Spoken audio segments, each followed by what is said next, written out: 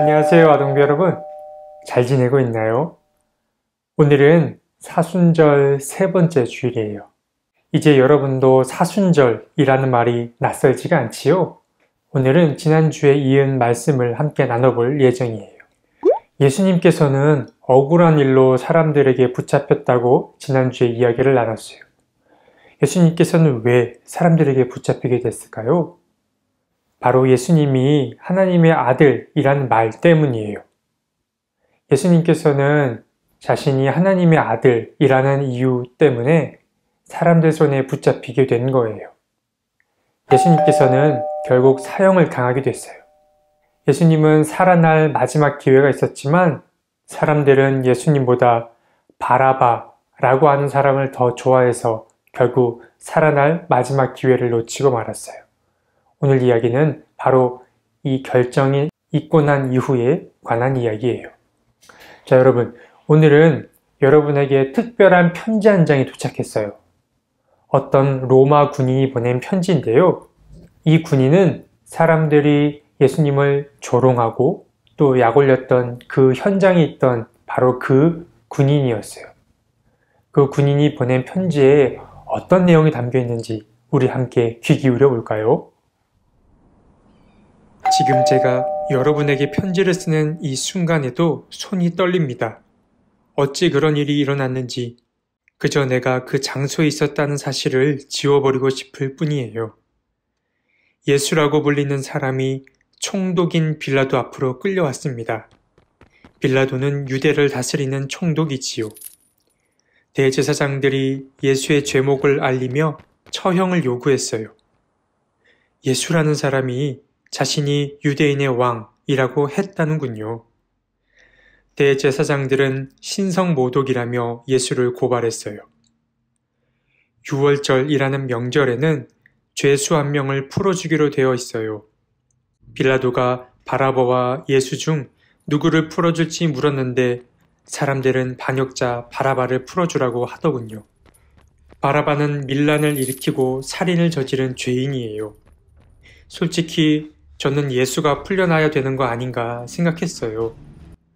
아무리 생각해도 예수가 죽을 죄를 지은 것 같지 않았거든요. 예수에 대한 이야기를 많이 들어봤는데 병자도 고치고 그의 설교를 들으려고 수많은 무리가 따라다녔다더군요. 그런데 결국 재판에서 예수가 십자가 처형을 당하도록 결정되었어요. 빌라도는 우리 군인들을 불러들였어요. 우리는 예수를 끌고 나가 채찍질을 했어요. 긴 가죽 채찍 끝에 날카로운 쇳덩이가 붙어 있어서 그 채찍에 맞은 예수의 살이 찢기고 피가 흘렀어요. 다른 사람 같으면 기절하거나 소리를 지를 텐데 이 사람은 입을 열지 않았어요. 저는 그게 더 마음에 걸리더군요. 왜 저렇게 변명 한 번, 또 억울하다고 소리 한 번 지르지 않고 순순히 따르는지 알 수 없었어요. 채찍질이 끝난 후에 더 잔인한 일들이 벌어졌어요. 우리는 넓은 관정으로 예수를 끌고 가서는 옷을 벗기고 로마 군인들의 망토인 홍포를 입혔어요. 예수에게 이 옷을 입힌 것은 왕이라 칭했던 그의 왕권을 조롱하기 위해서였어요. 내 옆에 군인이 말했어요. 네가 왕이라고? 그러면 이 자를 왕으로 만들어주자. 또 누군가는 이렇게 말했지요. 왕이라면 왕관도 필요하겠군. 우리는 커다랗고 들쭉날쭉한 가시들을 엮어서 왕관으로 만들어 예수 머리에 씌웠어요. 가시에 찔린 그의 머리에서 피가 흘러내리더군요. 저는 무서워서 차마 똑바로 바라보지 못했어요.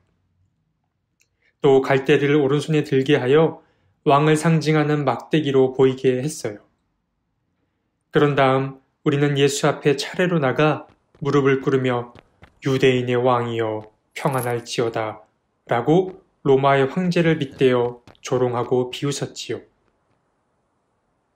가시에 찔린 머리에서 계속 피가 흘러내려 채찍질로 상처 입은 예수의 온몸을 적셨어요. 그런데 말입니다. 우리는 그에 대한 핍박을 여기에서 그치지 않았어요. 예수에게 침을 뱉고 손바닥으로 때리고 주먹으로 쳤어요. 또 갈대를 빼앗아 예수의 머리를 치기도 했지요. 우리는 이처럼 온갖 방법으로 그를 조롱하며 가지고 놀다가 홍포를 벗기고 도로 그의 옷을 입혀 끌고 나갔어요. 피를 흘리는 예수가 기진맥진하여 쓰러질 듯한 모습을 보고도 무리들은 그를 십자가에 못 박으라고 소리치더군요. 우리나 저 무리나 똑같은 인간들이지요. 동정심이라곤 찾아볼 수가 없었어요. 더군다나 저들은 예수라는 사람이 이곳 예루살렘에 왔을 때 호산나 라고 소리 지르며 미칠 듯이 기뻐하던 사람들이었어요. 그랬던 사람들이 이제는 예수를 죽이라고 소리치다니 참으로 변덕스러운 무리더군요. 그런데 예수는 이 모든 수모와 핍박을 묵묵히 참아냈어요. 그는 마치 모든 일을 다 아는 사람처럼 굴었어요.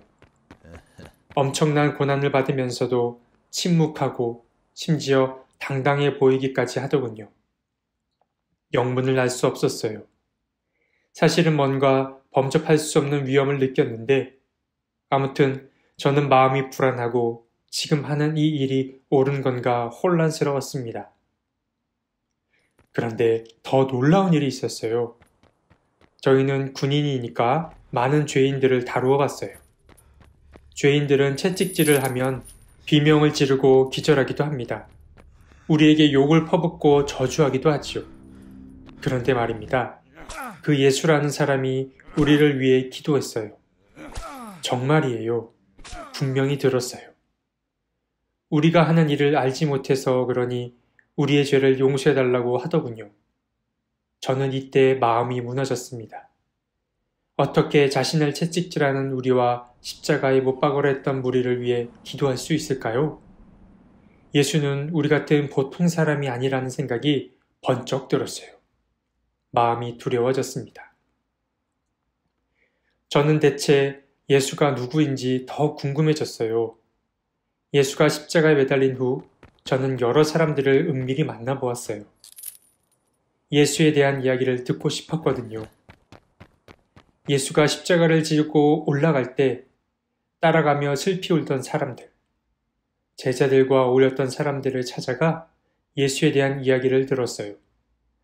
그들이 말하더군요. 하나님의 아들 예수 그리스도. 예수는 우리의 죄를 대신하여 고난받고 죽임을 당하셨다고요.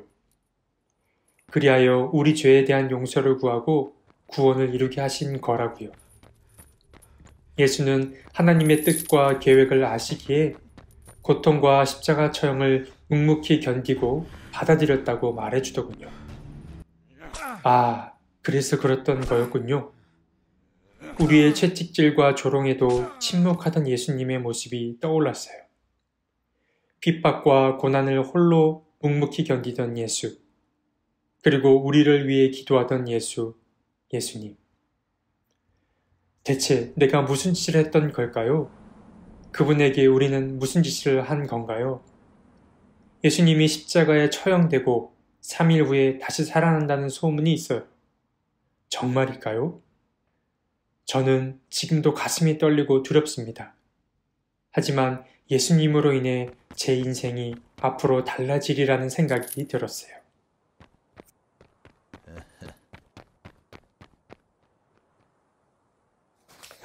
자, 아동부 여러분, 로마 군인이 보낸 편지 잘 받아서 읽고 또 들어보았나요? 여러분은 이 편지의 이야기를 들으며 어떤 생각이 들었나요? 목사님은 두 가지의 생각이 들었어요. 먼저 첫 번째는 예수님은 참 억울했겠다. 예수님은 참 외로웠겠다 라는 마음이 들었어요. 그리고 두 번째는 예수님께서는 뭔가 보통 사람들과 다르다라는 느낌을 받았어요. 여러분들은 어떤 생각, 어떤 마음을 갖게 되었나요? 여러분, 예수님께서는 지금 예수님의 친구가 돼줄 누군가를 찾고 계세요. 그리고 그 예수님은 예수님과 함께 이 세상을 사랑으로 치유하자고 말씀하고 계세요. 자, 아동부 여러분, 이 사순절 기간 동안 하나님의 말씀을 잘 듣고 배우면서 예수님의 둘도 없는 친구, 예수님의 베스트 프렌드가 되어줄 수 있으면 정말 좋겠어요. 여러분들 잘 할 수 있겠죠? 자, 그럼 두 손 모으고 눈 감고 함께 기도하고 말씀 마칠게요. 사랑이 많으신 하나님, 계속해서 사순절 시간을 보내고 있습니다. 오늘은 특별히 로마 군인이 보낸 편지에 관해 우리가 함께 읽고 또 들어봤어요. 이 편지를 받아보고 나니 예수님께서 얼마나 외로웠을지 또 얼마나 힘들었을지 많이 느껴졌어요. 지금도 예수님께서는 누군가 나와 함께 세상을 사랑으로 치유하고 사람들을 사랑으로 돌보자고 말씀하고 계세요. 우리 청파교회 아동부 친구들이 누구보다 앞서 예수님의 좋은 친구, 예수님의 베스트 프렌드가 될 수 있으면 정말 좋겠습니다. 성령님께서 우리 친구들의 마음에 감동을 주셔서 그런 예수님의 좋은 친구가 되어줄 수 있게 도와주세요. 예수님의 이름으로 기도드립니다. 아멘.